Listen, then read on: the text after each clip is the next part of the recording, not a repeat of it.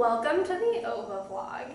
Today we have a very special guest, Zan, who is my sister-in-law and my one and only sister-in-law. And she's from Germany. She lives in Germany, and we're spending some time together with her eight-month-old daughter, Ella.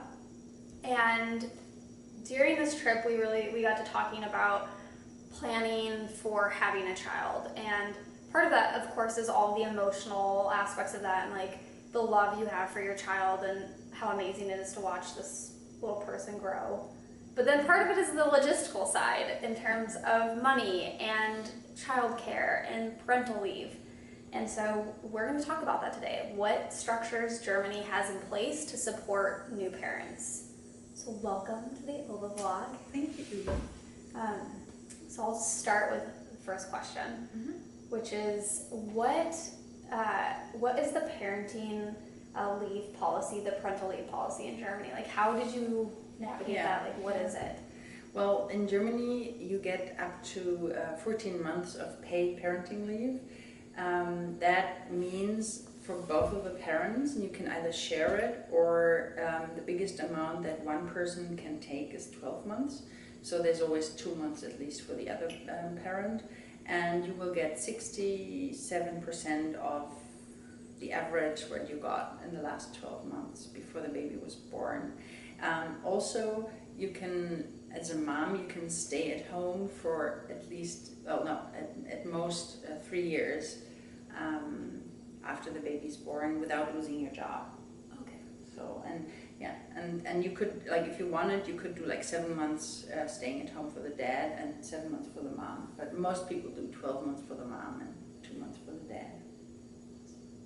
Yeah. So that's 14 months paid leave. Oh, yeah, and I forgot, like the 6 weeks before the due date of the baby, the mom gets already to stay at home with her big belly, and the 6 months after birth also, 6 weeks, so it's like 12 weeks altogether, and in those 12 weeks you get full salary. So, Okay.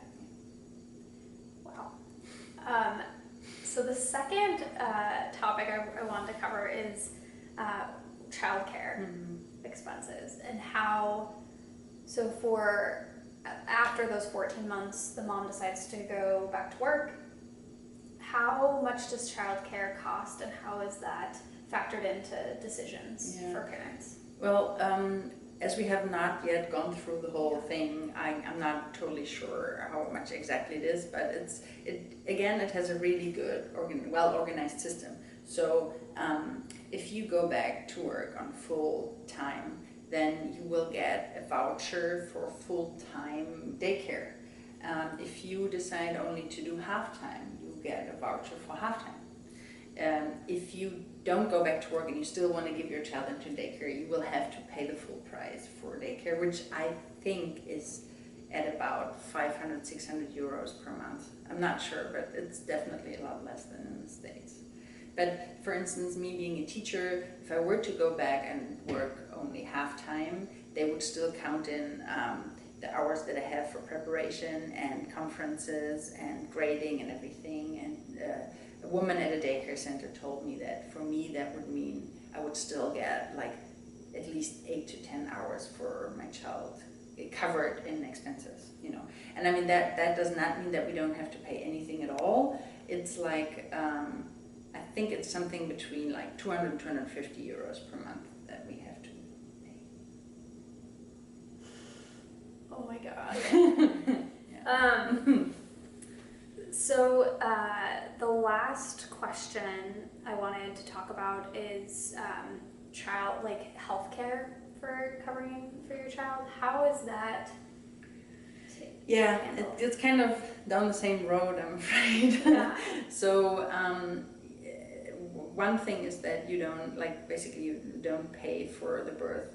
Like, you know, I'm being privately insured because I have tenure, so I will have to give the money first, but then I will get it back from my employer, half from my employer and the other half from my health insurance. So, you know, but I know how much it is, but I have to spend it first, but I will always get reimbursed.